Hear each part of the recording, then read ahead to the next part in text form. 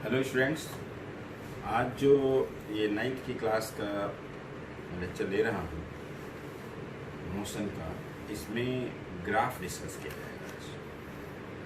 और ग्राफ में एक टर्म आती है ट्रिग्नोमेट्रिकल रेशियो से, वो 10th में आपको पाया जाएगा। हम चाहते हैं इसे आज आप पढ़ लें।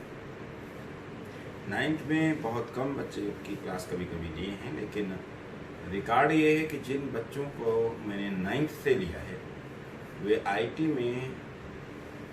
में विद इन 100 रैंक लिए हैं। क्योंकि 9th में जो माइंड होता है वो बैठ जाती है, जो चीज़ वो आगे तक काम आती है। तो थोड़ा हम आप पर जास्ती करेंगे कि 9th में हम ट्रिग्नोमेट्रिकल रेशियोज बताएंगे। बहुत एप्लीकेशन इसका नहीं है 10th में, लेकिन पढ़ाया ही जाएगा, और 11th में तो फुल ट्रिग्नोमेट्री है ही। यहाँ बात यह है कि अगर इन ए राइट एंगल ट्रायंगल, 9th में दो जगह इसका यूज आ रहा है ट्रिग्नोमेट्रिकल रेशियोज का। एक तो स्लोप के लिए, जो भी ग्राफ में हम लोग यूज करेंगे, और दूसरा यूज आता है work done, F D cos theta होता है। ज़्यादातर हम लोग जब करते हैं तो उसमें फोर्स और डिस्प्लेसमेंट की डायरेक्शन सेम होती है। तो W वर्क डन जो होता है, if a force F is applied on a body and the body is displaced through a distance D along the direction of applied force, तो उस केस में सीधा सीधा जैसे कि किसी बॉडी पर हम फोर्स अप्लाई करें और बॉडी उस फोर्स की डायरेक्शन में ही D डिस्टेंस डिस्प्लेस हो जाए, या S लिया गया है 9th में एनसीईआरटी में, तो वर्क डन जो होता है F इंटू एस हो जाता है simple. But if force is applied on a body and the body is displaced at an angle theta with the direction of applied force, क्या if a force F is applied on a body and the body is displaced through a distance S at an angle theta with the direction of applied, माने force की direction ये है और body जो displace हुई है horizontal, जिस तरह जैसे हम लोग कोई ब्रीफ केस है कुछ हॉरिजॉन्टल में लेके चलते हैं, तो आप जिस तरह फोर्स अप्लाई करते हैं वो उड़ने नहीं लगती है बॉडी तो हॉरिजॉन्टल सरफेस पे चल रही है, आप फोर्स इंक्लाइंड लगाते हैं। इस केस में जो फोर्स होता है वो डिस्प्लेसमेंट की डायरेक्शन में कंपोनेंट लिया जाता है F cos थीटा, और वर्क डन आता है F इंटू एस, और एक cos थीटा आता है। इसलिए हम कहते हैं कि अगर कोई if a labour putting 50 kg weight on his head moves through a distance 100 metre, then work done on the block by the gravitation force will be 0। क्यों? क्योंकि बॉडी जो है डिस्प्लेस हो रही है हॉरिजॉन्टल डायरेक्शन में, और ग्रेविटेशनल फोर्स वर्टिकली डाउनवर्ड होता है। तो एंगल जो कि 90 डिग्री है और cos 90 0 होता है, इसलिए इसका इसमें यूज नहीं है। अब ये जब 9th में बच्चे के पास एक cos थीटा आता है, या वहां पर स्लोप जो टर्म होती है tan थीटा होता है, तो कंफ्यूज होने लगता है, और उस छोटी सी एक चीज समझने के पीछे फिर वो उस सब्जेक्ट पर इंटरेस्ट डेवलप नहीं होता। किसी भी चीज में आप पिक्चर देखिए 3 घंटे पता नहीं लगता टाइम, क्लास अगर 45 मिनट्स की है 40 मिनट्स की है, तो वो इसलिए होता है जिसको इंटरेस्ट नहीं है। जिन बच्चों को पढ़ने में इंटरेस्ट है उनके लिए तो जितना पढ़ा दो, कभी मना नहीं करें। तो आपको हम कुछ एडिशनल ये चीज बताने जा रहे हैं जो 10th में यूज आएगी, और दो जगह यूज है। एक तो ग्राफ जो आज टॉपिक पढ़ाएंगे, और दूसरा वर्क में जो भी डिस्कस कर रहे थे, तो WFD cos थीटा आता है। इसके इसीलिए ये राइट एंगल ट्रायंगल में हमें बात करनी है ट्रिग्नोमेट्रिकल रेशियो।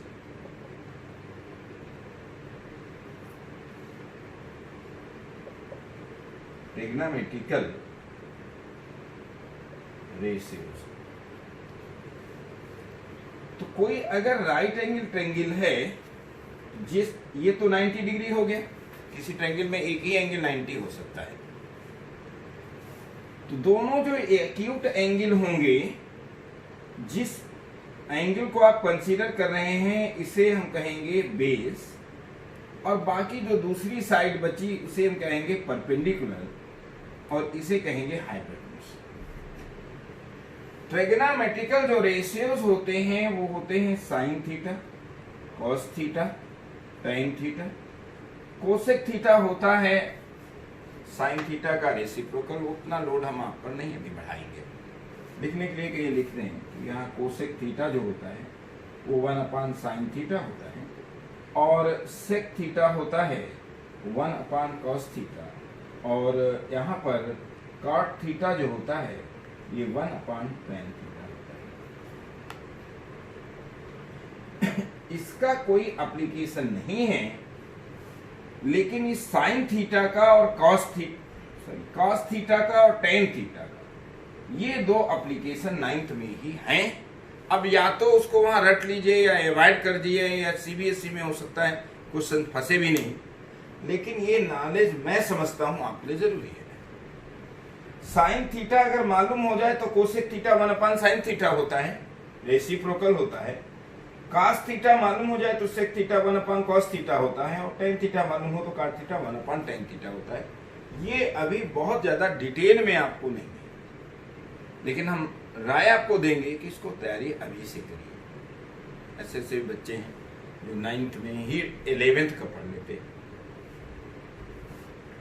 और 9th में जितने चैप्टर हैं सारे ही चैप्टर 11th में हैं, जितने 10th में हैं सब 12th में। बस थोड़ा सा एक्सपेंशन है, कॉन्सेप्ट ज्यादा है, और कंपटीशन की तो क्वेश्चंस की तो वही नहीं है। यहां हम बात करेंगे साइन थीटा, कॉस थीटा और टेन थीटा याद रखने का तरीका कि ये साइड परपेंडिकुलर है, ए बी सी अगर ले लें तो इसको याद करने का जो है अलग अलग तरीका होता है। एक तो ये है पंडित बद्री प्रसाद, क्या पंडित बद्री प्रसाद, और हर हर बोल, क्या पंडित बद्री प्रसाद हर हर बोल। लेकिन यहां पर P/H जो आता है ये हो जाता है साइन थीटा, और B/H जो आता है ये हो जाता है क्या, कॉस थीटा, और P/B जो आएगा वो क्या आएगा, टेन थीटा। तो याद रखेंगे साइन थीटा क्या होगा, P/H। इसका 9th में विशेष अभी यूज नहीं है। और कॉस थीटा क्या होगा, B/H, और टेन थीटा जो होगा वो क्या होता है, P/। ये टेग्नोमेट्रिकल रेशियोज हैं, पूरा आपकी टेग्नोमेट्री इसी पर बेस्ड है। 9th में बस मैंने बताया जैसा कि 2 जगह ही यूज है, फिर भी मैं अभी चाहता हूं आप पढ़ लें। खास करके टेन थीटा का यूज है,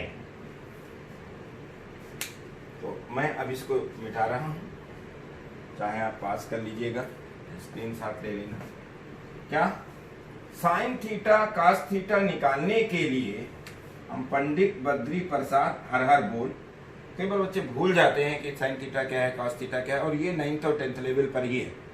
आगे 11th में तो बिल्कुल याद ही हो जाता अपने आप प्रैक्टिस करते करते, लेकिन 9th 10th में याद नहीं होता है। तो आप ये एक नुस्खा टाइप में समझ लीजिए, क्या पंडित बद्री प्रसाद हर हर बोल, तो P/H साइन थीटा हो जाएगा, B/H कॉस थीटा हो जाएगा, और ये हो जाएगा टेन थीटा। सीक्वेंस में होता है। और खास चीज ये भी है कि टेन थीटा जो आता है वो sine theta upon cos theta होता है। ये इतना आप नॉलेज रखें। हम अब बात करेंगे स्लोप की।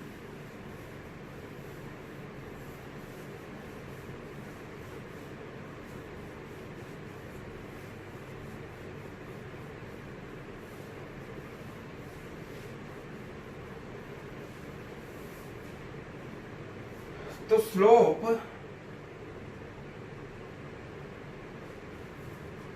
किसे कहते हैं? स्लोप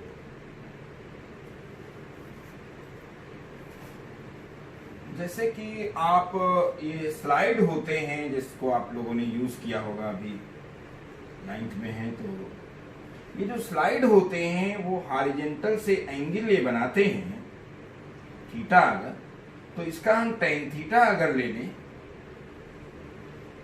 इसको हम tan थीटा अगर ले लें तो इसे हम कहते हैं स्लोप। स्लाइड तो सुनते ही हैं, यूज करते हैं। तो यहां पर थोड़ा बहुत तो आपने 6-7 में पढ़ा ही होगा कि इसे कहते हैं एक्स एक्सिस और इसे कहते हैं क्या? Y axis. और कोई ये स्ट्रेट लाइन है, पॉजिटिव ये एक्स एक्सिस है, ये एंगल जो बना रही है थीटा, इसकी टेंजेंट को हम लोग कहते हैं क्या? स्लोप। क्या कहेंगे? स्लोप। ग्राफ पढ़ना आसान हो जाएगा, ग्राफ तो है ही आपके कोर्स में, उससे तो आप बच नहीं पाएंगे। ग्राफ पढ़ना आसान हो जाएगा, लेकिन ये थोड़ा सा अगर ज्यादा पढ़ लेंगे तो उसमें इंटरेस्ट डेवलप हो जाएगा। थोड़ा भले अभी दिक्कत है, लोड आप पर बढ़ेगा। तो यहां पर हम पहले तो हेडिंग डालते हैं क्या? स्लोप के बारे में डिस्कस कर रहे हैं और मेन पॉइंट्स की बात करते हैं। और इसमें पहला पॉइंट यही है क्या? If a straight line makes an angle theta with क्या? If a straight line makes क्या? If a straight line makes angle theta with positive direction of x axis, then if a straight line makes an angle theta with positive direction of x axis, अब इसे मिटा दें तो हम slide समझाने के लिए बता रहे थे। और if a straight line makes an angle theta with positive direction of x axis, then the term tan theta is called slope,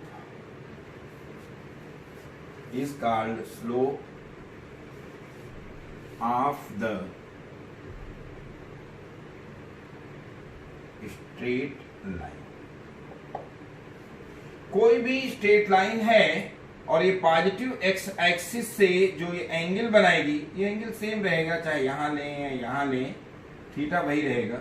तो ये स्ट्रेट लाइन थीटा एंगल जो बना रही है पॉजिटिव एक्स एक्सिस से एंटी क्लॉकवाइज मेजर करने पर, तो उस टर्म को tan थीटा को हम लोग क्या कहेंगे? स्लोप।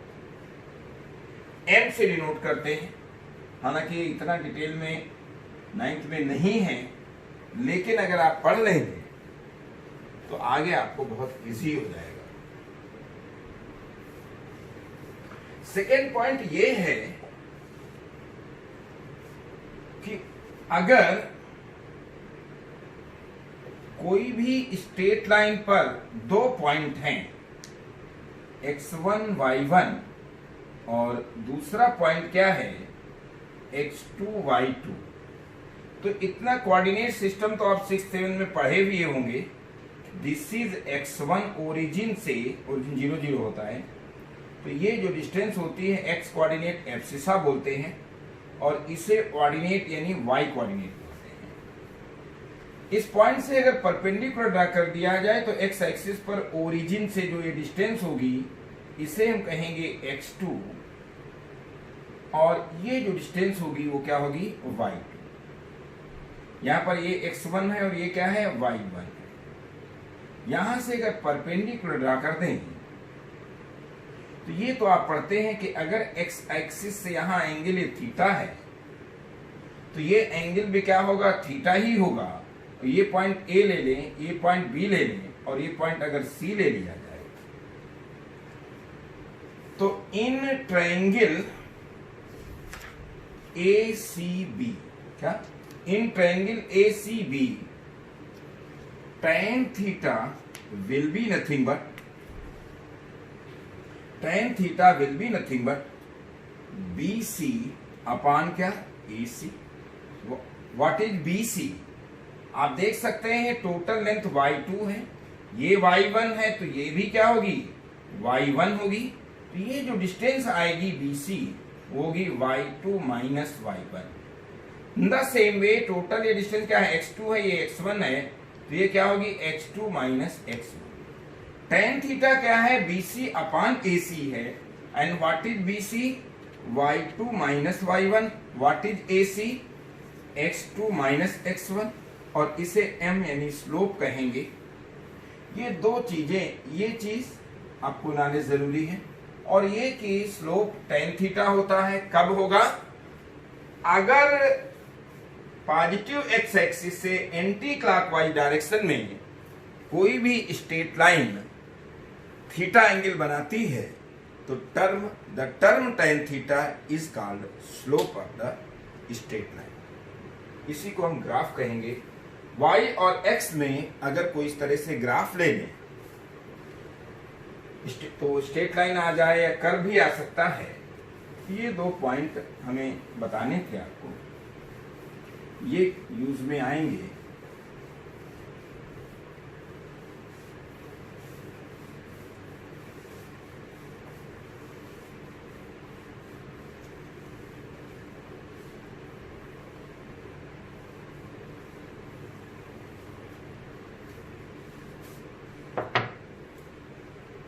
अब हम बात करते हैं ग्राफ की।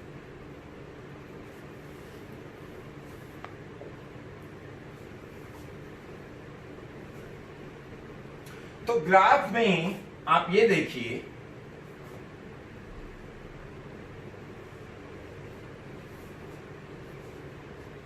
जैसे कि थोड़ी देर के लिए हम लोग अभी तो वैसे ही ले रहे हैं कि कहीं पर आपको y is equal to 2x दिया है, या y is equal to 2x plus 1 दिया है। तो आप अगर x की वैल्यू 0 ले लो तो देखिए y क्या आता है, 2 इंटू 0 1 आ जाएगा। इसमें जब आप सब्स्टिट्यूट करेंगे x की 0 वैल्यू, तो 2 इंटू 0 0 और y 1 आ गया। लेकिन अगर आप x की वैल्यू 1 ले लें तो y क्या आएगा, 2 इंटू 1 और प्लस 1 यानी y 3 आ जाएगा। अगर x की वैल्यू 2 ले लें तो y की वैल्यू क्या आ जाएगी, 5 आ जाएगी। ये तो कोई बहुत बड़ी बात नहीं है, ये भी 6th 7th में आप पढ़ते हैं। तो अगर हमें ग्राफ ड्रा करना है, यानी इसको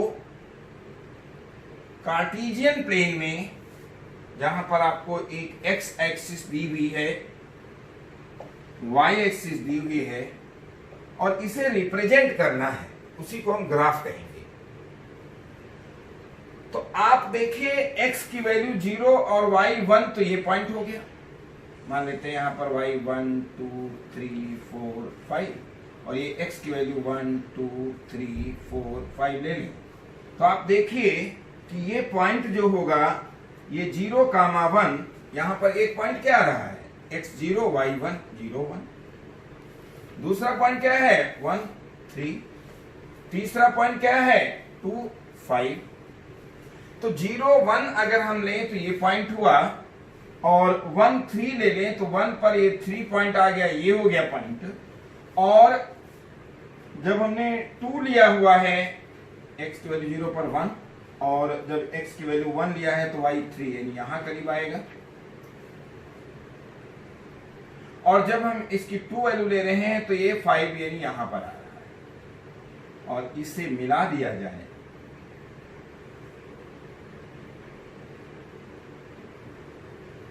इन तीनों को मिलाते हुए कोई एक पॉइंट लाइन खींच दें, तो यही लाइन जो है, इस लाइन को हम लोग क्या कहेंगे, ग्राफ कहेंगे। कोई भी 3 पॉइंट्स अगर आपको मिल जाए तो आप ग्राफ को ड्रा कर सकते हैं।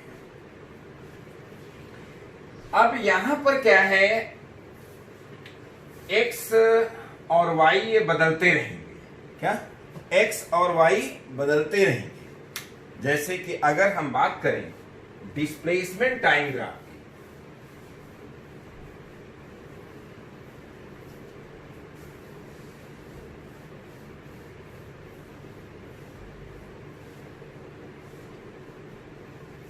डिस्प्लेसमेंट टाइम ग्राफ की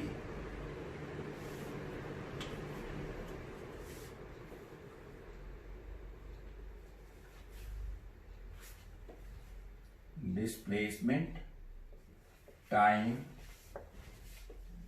ग्राफ, ये आपके कोर्स में है। और यहां पर आप खुद देख सकते हैं कि कितनी बड़ी जास्ती है कि आपको ये नहीं बताया जाएगा स्लोप क्या है और ये क्या है और ये पहले से पढ़ा दिया जाएगा, तो आपको साइंस पहले से ही अच्छी नहीं लगेगी। सवाल ये है,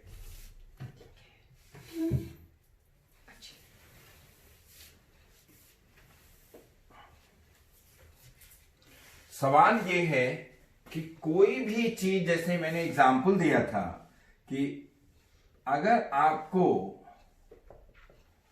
पिक्चर में इंटरेस्ट है तो 3 घंटे 4 घंटे 6 घंटे देखते रहें, कोई दिक्कत नहीं, इंटरेस्ट आएगा।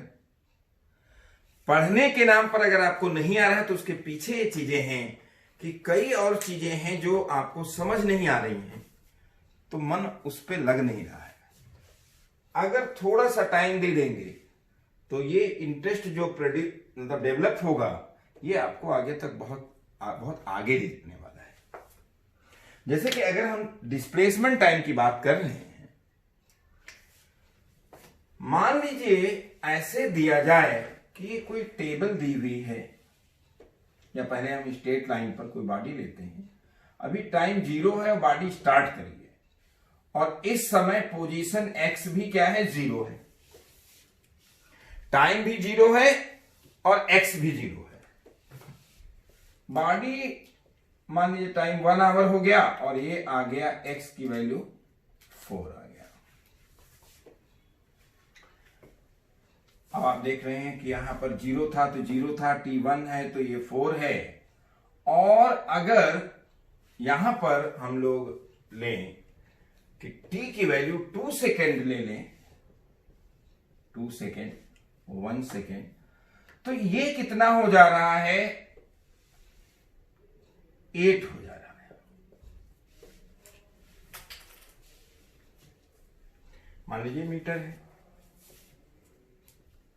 आप अब क्या कर रहे हैं, एक्स एक्सिस पर आप टाइम ले रहे हैं, टाइम को हम एक्स एक्सिस पर प्लॉट कर रहे हैं। कहीं पर ये पोजीशन भी हो सकता है किसी बुक में पोजीशन लिखा हो या डिस्टेंस लिखी हो, डिस्टेंस टाइम ग्राफ। तो ये मैंने आपको बता रखा है, डिस्टेंस और डिस्प्लेसमेंट में इतना ही अंतर है कि वो वेक्टर क्वांटिटी है और वो स्केलर क्वांटिटी है डिस्टेंस। अगर कोई बॉडी एक स्ट्रेट लाइन पाथ पर चल रही है तो डिस्टेंस और डिस्प्लेसमेंट सेम होंगे, स्ट्रेट लाइन पाथ पर वो भी रिटार्डेशन ना हो तो फिर दोनों सेम रहते हैं। हम यहां ये कह रहे थे कि एक तो पॉइंट आपका यही हो गया कि जिस समय टाइम 0 है तो एक्स भी 0 है, यानी बॉडी ओरिजिन से स्टार्ट करिए,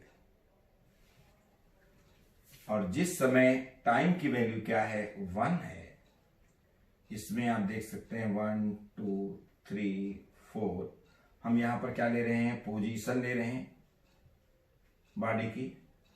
कभी ये भी हो सकता है डिस्प्लेसमेंट हो, टाइम पोजीशन टाइम डिस्टेंस बात एक ही है।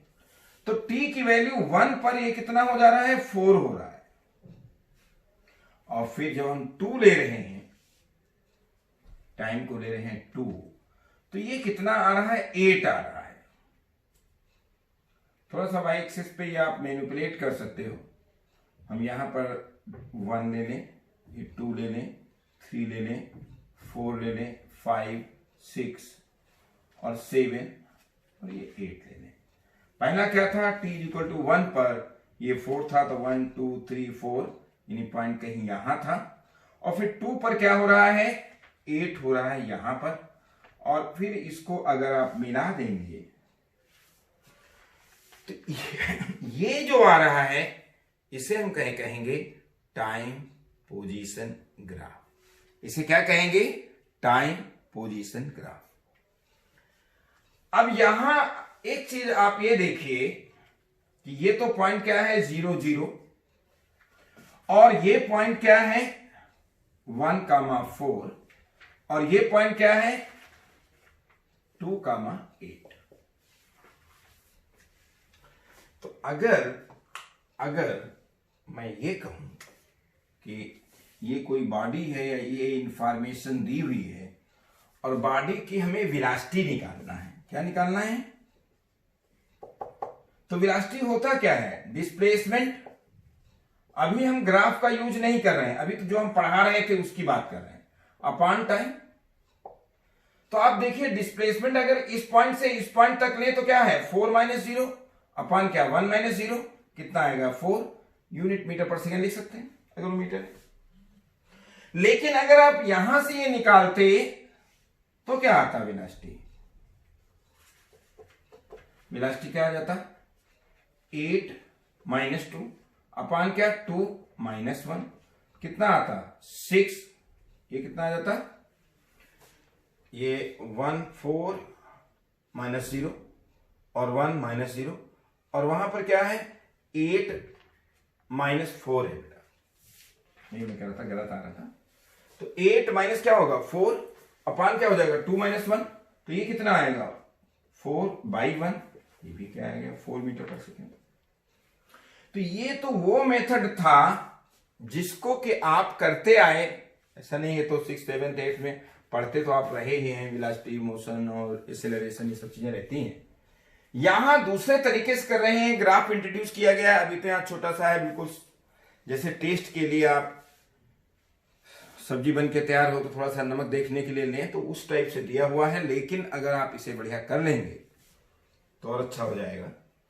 अभी हमने कहीं भी ग्राफ टर्म यूज नहीं की है, लेकिन अगर ये ग्राफ आपको दिया होता, पहले से दिया होता, इस टाइप से कोई भी ग्राफ दिया होता, ये तो हमने सिंपल बताया, आप देख भी सकते हैं कि यहां से यहां तक बढ़ जा रही है। चाहे आप ये 2 पॉइंट लेकर के निकालें तो भी वेलोसिटी वही आई, चाहे आप वो लेकर के जाएं वेलोसिटी वही रहेगी। इसको थोड़ा हम ग्राफ के अंदाज से समझना चाहें कि जब कोई स्ट्रेट लाइन हो, मान लीजिए कोई स्ट्रेट लाइन दी है, तो क्या आपको लगता है, ये मान लीजिए एक्स एक्सिस दिया था और ये क्या दिया था वाई एक्सिस, तो यहां पर आप देखें पैरेलल लाइन ले लें, यहां पर पैरेलल लाइन ले लें, तो ये एंगल अगर थीटा है तो ये भी थीटा होगा, यहां भी थीटा ही होगा। क्यों? क्योंकि ये करस्पॉन्डिंग एंगल है। और जब एंगल सेम है तो आपको पता है m की वैल्यू क्या है tan थीटा होती है, और tan थीटा यहां पर जब थीटा सेम है तो tan थीटा भी सेम है। तो इसका मतलब जो है बॉडी की जो वेलोसिटी है वो यूनिफॉर्म है। क्या है? तो इस ग्राफ को देखते ही आपसे, जैसे अब एनटीएससी में कोई क्वेश्चन आ गया, ये इस तरह से ग्राफ दिया है और आपसे कहा जाए कि आपको क्या बताना है कि इस, ये टाइम दे दिया इधर, यहां पर पोजीशन दे दिया, और टाइम पोजीशन ग्राफ ये आपको गिवन है,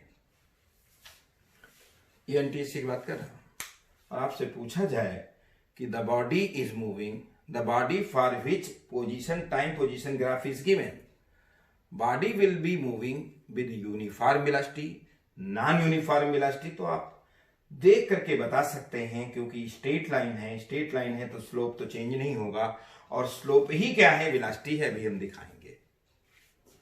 हम यहां पर ये चीज जो आपको समझाने के लिए डिस्प्लेसमेंट टाइम ग्राफ बताने के लिए किए। अब मैं आपसे ये बात कर रहा हूं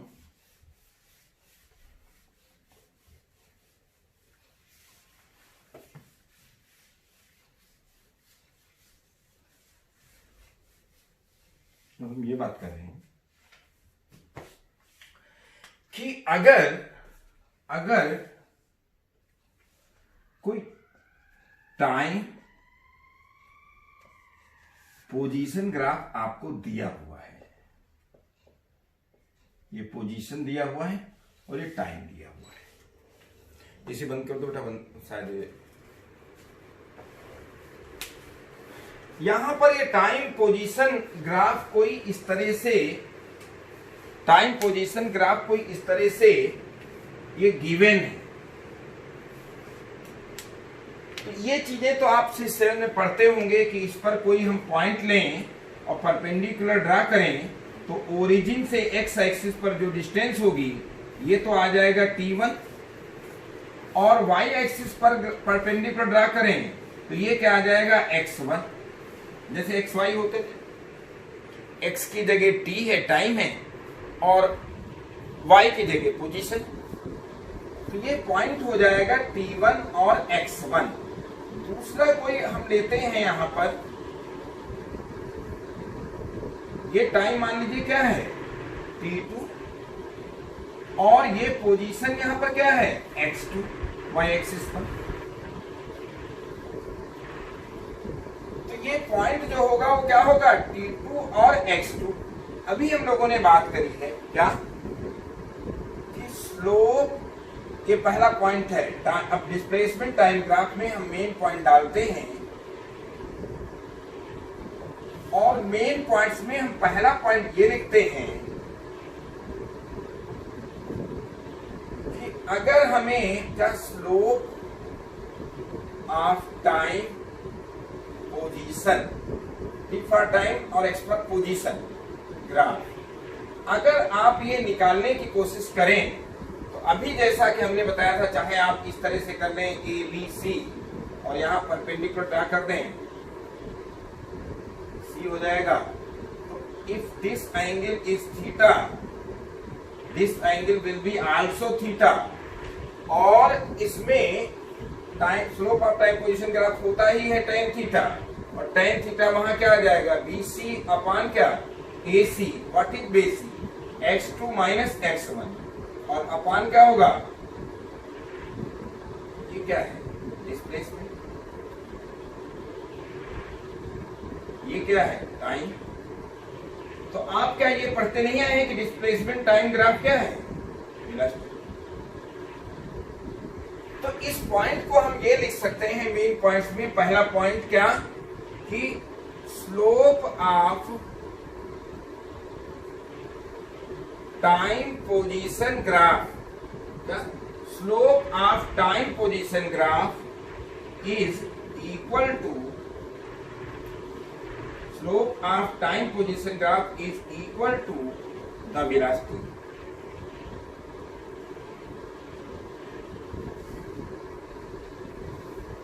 Slope of time position graph is equal to the velocity of body moving along straight line path। मतलब कोई बॉडी है, उसका आपको ग्राफ दिया है, तो उस ग्राफ से उसकी वेलोसिटी क्या है थीटा निकाल के, tan थीटा निकाल के आप निकाल सकते हैं। और इसका जो सेकेंड पॉइंट होगा वो ये है कि अगर कहीं time position graph straight line आता है तो इसके हर पॉइंट पर एंगल चेंज रहेगा, तो टाइम के साथ साथ स्लोप चेंज नहीं होगा, वेलोसिटी चेंज नहीं होगी, यानी बॉडी स्ट्रेट लाइन पाथ पर मूव कर रही है। एक्सेलरेशन क्या है, जीरो है। जब बॉडी यूनिफॉर्म वेलोसिटी है तो एक्सेलरेशन क्या है, जीरो। तो यहां लिखेंगे क्या, इफ टाइम पोजीशन ग्राफ, क्या, if time position graph of a body moving in a, क्या, if time position graph of a body moving in a straight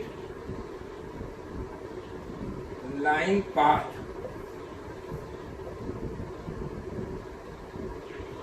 is a straight line, क्या, is a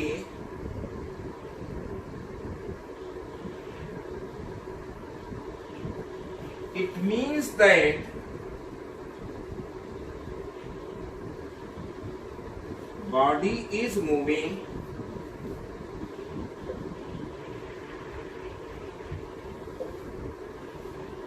with a uniform velocity, क्या with a uniform velocity, that is acceleration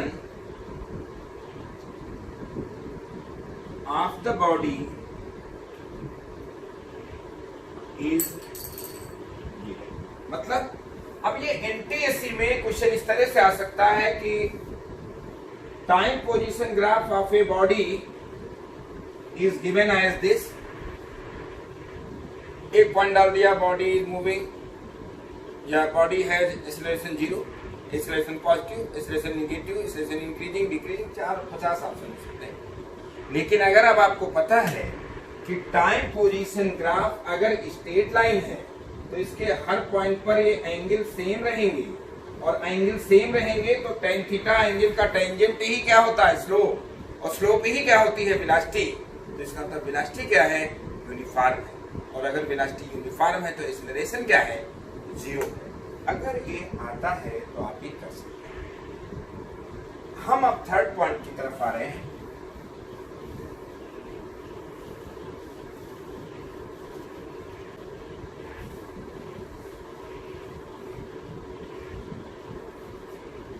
third point ये है,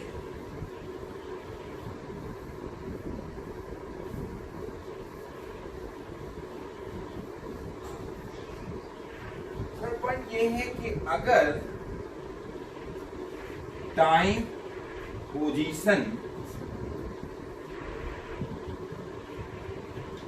या time position graph अगर ये curve है,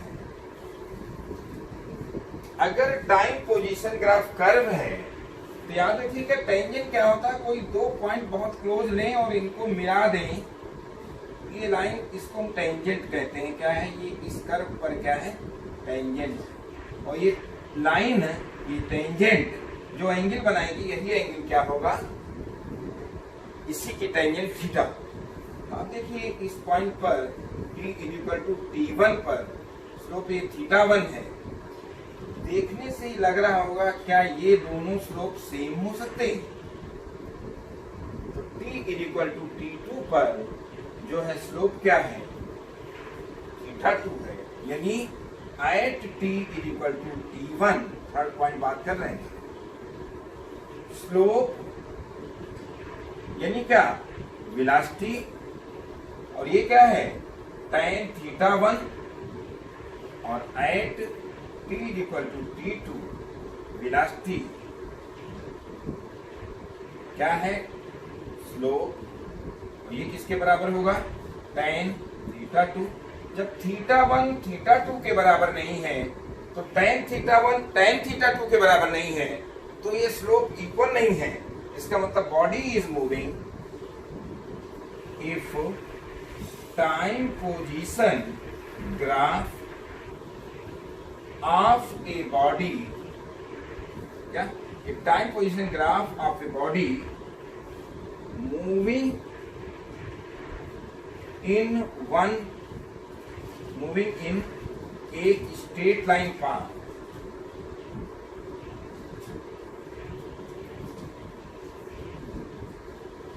is a curve.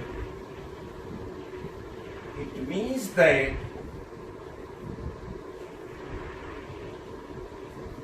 body is moving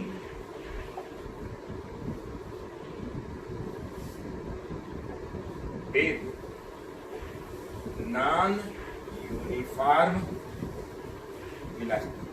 क्यों velocity non uniform है, क्योंकि स्लोप हर पॉइंट पर अलग अलग आ रहे हैं और स्लोप ही वेलोसिटी। और फोर्थ पॉइंट और डिस्कस करके आज की क्लास यहीं पर खत्म करेंगे कि अगर कभी टाइम पोजीशन ग्राफ किसी बॉडी का, टाइम पोजीशन ग्राफ किसी बॉडी का स्ट्रेट लाइन आ जाए तो इसका मतलब क्या हो रहा है, पोजीशन चेंज ही नहीं हो रही है। या आप स्लोप से देखें तो कोई भी लाइन अगर एक्स एक्सिस के पैरेलल है और एंगल हम एक्स एक्सिस से ही मेजर करते हैं, तो अगर ये पैरेलल हो जाएगा तो थीटा क्या हो जाएगा? 0। और थीटा अगर 0 होगा तो वेलोसिटी इक्वल टू क्या होगा? स्लोप। ये थोड़ी सी वैल्यूज भी हैं, आपको tan 0, tan 30, tan 60 बता देंगे। तो और स्लोप होगा क्या? tan 0 और ये होता है 0। इतना याद करना पड़ेगा टेबल। तो हम यहाँ क्या लास्ट पॉइंट लिख रहे हैं कि if time position graph is a straight line parallel to time axis,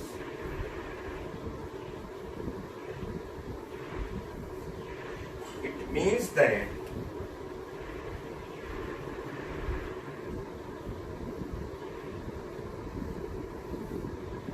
body is moving. Yeah, it means that body is moving. Sorry, body is at rest. Yeah, body is at. It means that body is at rest. That is, velocity is 0. तो ये थोड़ा सा है, अभी हमने थोड़ा ही touch किया है, ज्यादा परेशान नहीं कर रहे हैं। तो आज यही इतना रखेंगे। आप लोगों से रिक्वेस्ट ये है कि थोड़ा टाइम तो ज्यादा लगेगा समझने में, लेकिन ये दूर तक आपको काम आएगा। ये जो बेस तैयार हो जाएगा, फाउंडेशन मजबूत हो जाएगा, तो आपका फ्यूचर अगर कहीं कम्पिटिटिव उसमें जाना चाहते हैं, एक तो भी NTSC और इन सब एग्जाम में आपको बेनिफिट होगा, प्लस जो है IIT, नीट, जहां भी आप तैयारी करेंगे, चाहे AS की, IAS की तैयारी करो, हर जगह काम